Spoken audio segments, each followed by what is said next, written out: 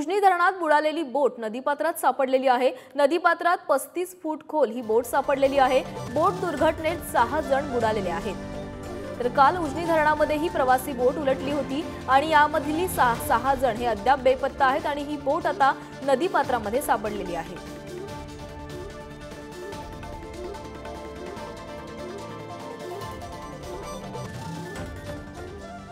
तर माढ्याचे खासदार रणजितसिंह निंबाळकरांनी या दुर्घटनेची पाहणी केली आहे आणि त्यांनी नेमकं काय म्हटलंय तेही पाहूया।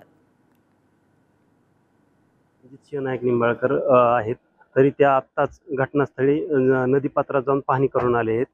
तरी काय तिथं नदीपात्रामध्ये आता त्यांना बोट मिळालेली आहे। बोटला टो करून जो पाण्यामध्ये त्यांनी आणण्याचा प्रयत्न केला, पण ते एका मोठ्या खडकाला बोट अडकलेली आहे। लोकांची काही जिन्नस, पर्स, हेल्मेट, काही छोट्या मोठ्या वस्तू ड्रायव्हर्सला मिळाल्या ते वरती काढलेले आहेत। परंतु अजूनपर्यंत प्रवाशांचा कुणाचाही थांगपत्ता लागलेला नाही। एनडीआरएफच्या जवान त्याचा तपास घेतात। आपली चर्चा झाली एनडीआरएफच्या जवानांबरोबर, तर त्यांच्याकडून काय त्याचा नाही, आतापर्यंत त्यांचा शोध मोहीम त्यांच्या ऍक्शन प्लॅन प्रमाणे चालू आहे आणि एका रिंग मध्ये ते नेहमी तपास करतात आणि नंतर रिंगचा दायरा त्याचा वाढवतात।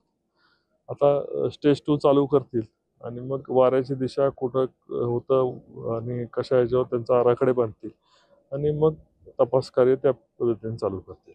नातेवाईकांशी तुम्ही भेटलाय बुडीतांचे, त्यांचं काय? नातेवाईकांना आधार देणं, दिलासा देणं, त्यांच्याशी चर्चा केली। पट्टीचे पाहणारे होते, पण निसर्गाच्या या डिझास्टर पुढं काही चालत नाही मानवाचं, हे त्यांच्याही लक्षात आलेलं आहे। त्यांना दिलासा, आधार देणं एवढंच आपल्या हातात होतं ते आपण केलं। कॅमेरामन आयुब सह संदीप बल्लाळ, पुढारी न्यूज, इंदापूर।